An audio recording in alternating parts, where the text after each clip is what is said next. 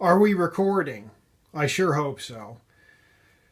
Been having trouble making this video. This is like the fifth take. I guess maybe I should have it down by now. But the red light is blinking and the timer is moving. So anyhow, Honda Express Aftermarket Carb. This is a Honda Urban Express behind it. There's nothing, they're not related, so just ignore that. If you've installed this aftermarket carb and are having difficulty getting your Honda Express started, you need to look at 3 or 4 different things.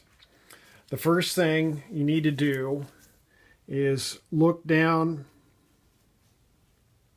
at the slide. Your slide should be sitting almost all the way down like that one is.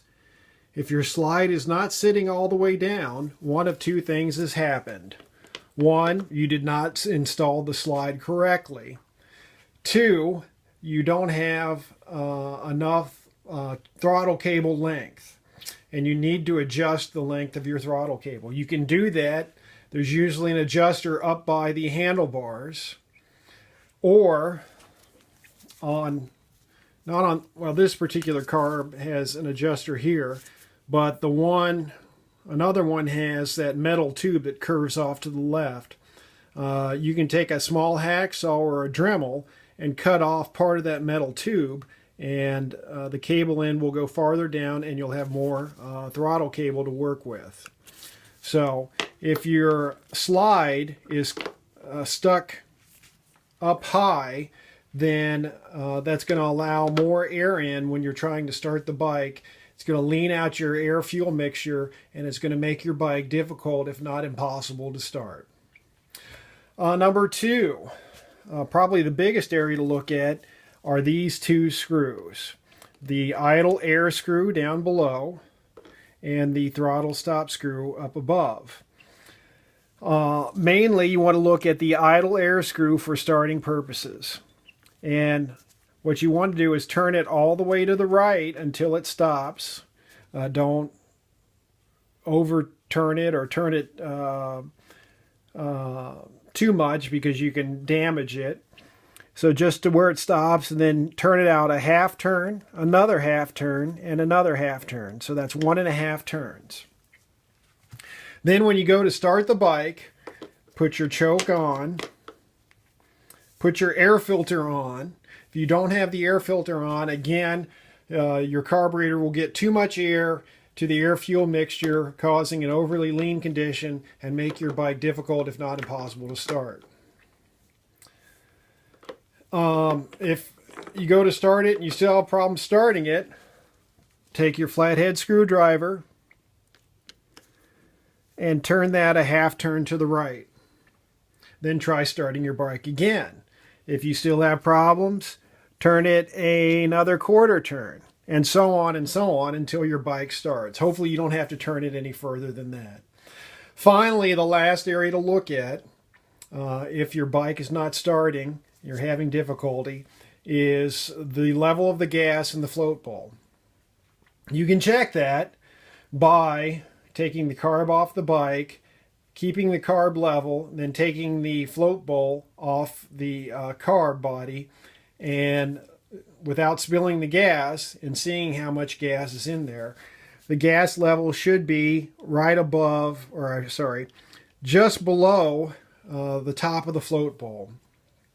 If your gas level is much lower, then your carburetor is going to have trouble drawing gas up through the pilot jet into the venturi to start the bike, again causing yet another overly lean condition. Now, if your float bowl is low on gas, it's not the carburetor's fault. Somewhere in your fuel system, your fuel line, your filter, your petcock, your tank, your gas cap, you've got some sort of blockage, or some sort of blockage in your fuel system. And I guess what I would do to check it is make a small funnel out of a piece of paper and put in a cap full of gas at a time into the carburetor until the float bowl is full. And you know it'll be full because gas will start to drain out of the drain below because there's an overflow tube, and if you fill the gas above a certain level, it is designed to drain out gas until it gets to the proper level.